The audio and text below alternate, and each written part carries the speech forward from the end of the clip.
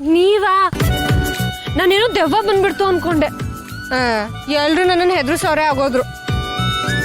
ಅದ್ ಸರಿ, ನೀವ್ ಇಷ್ಟೊತ್ತಲ್ಲಿ ಇಲ್ಲೇನ್ ಮಾಡ್ತಿದ್ದೀರಾ? ಇವತ್ತು ನಿನ್ ಕೆಲ್ಸದ ಮೊದಲನೇ ದಿನ ಅಲ್ವಾ, ನನ್ಗೆ ನಿಂದೆ ಯೋಚನೆ ಕಾಡ್ತಾ ಇತ್ತು. ಅದಕ್ಕೆ ನೀನ್ ಆರಾಮಾಗಿದ್ಯೋ ಇಲ್ವೋ ಅಂತ ನೋಡ್ಕೊಂಡು ಹೋಗೋಣ ಅಂತ ಬಂದೆ. ಹೌದಾ? ನೀವೆಷ್ಟು ಒಳ್ಳೆಯವರು.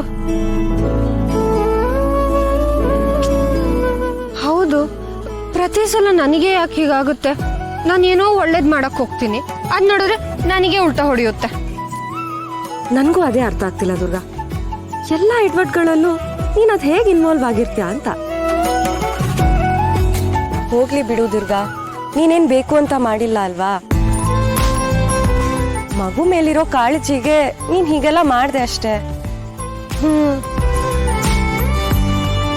ಸರಿ, ಇವಾಗ ನೀವು ಒಳಗ್ ಬನ್ನಿ, ಮನೆಯವ್ರ ಹತ್ರ ಕೇಳ್ತೀನಿ ನಿಮ್ಮನ್ನ ಮನೆ ತನಕ ಬಿಟ್ಟು ಬರ್ತಾರ ಅಂತ. ದುರ್ಗಾ ಬೇಡ, ನೀನ್ ಯೋಚನೆ ಮಾಡ್ಬೇಡ. ಇಲ್ಲಿ ಈ ಏರಿಯಾದಲ್ಲಿ ಏನು ಪ್ರಾಬ್ಲಮ್ ಆಗಲ್ಲ, ನಾನು ಹೋಗ್ತೀನಿ. ಅಯ್ಯೋ, ರಾತ್ರಿ ಹೊತ್ತಲ್ಲಿ ನೀವು ಒಬ್ಬರೇ ಹೋಗೋದು ಬೇಡವೇ ಬೇಡ. ನಾನು ಅವ್ರಿಗೆ ಹೇಳ್ತೀನಿ, ನೀವು ಬನ್ನಿ ಹೋಗೋಣ.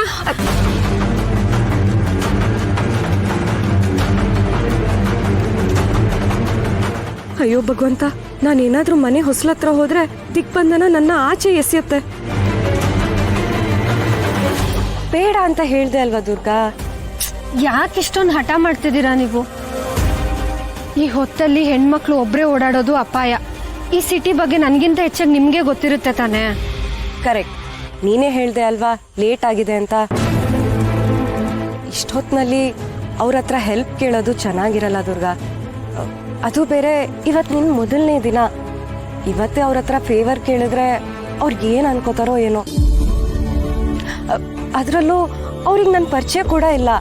ಅವ್ರಿಗೂ ಇರ್ಸು ಮುರ್ಸು ಆಗಬಾರ್ದು ಅಲ್ವಾ. ನೀನು ಯೋಚನೆ ಮಾಡಬೇಡ, ನನ್ನ ಮನೆ ಹತ್ರದಲ್ಲೇ ಇದೆ, ನಾನು ಹೋಗ್ತೀನಿ. ಆದ್ರೂ ನೀವೊಬ್ರೆ. ದುರ್ಗಾ, ಏನು ಆಗಲ್ಲ ಅಂತ ಹೇಳ್ದೆ ತಾನೆ. ನಾನು ಹೋಗ್ತೀನಿ, ನೀನು ಆರಾಮಾಗಿ ಹೋಗಿ ಮಲ್ಕೋ ಆಯ್ತಾ. ನಾಳೆ ಸಿಗ್ತೀನಿ ಆಯ್ತಾ. ಬಾಯ್. ಅಲ್ಲ, ನಿಮ್ಮನ್ ಬಿಡಕ್ ನಾನು ಬರ್ಲಾ? ಬೇಡ ದುರ್ಗಾ, ಬಾಯ್.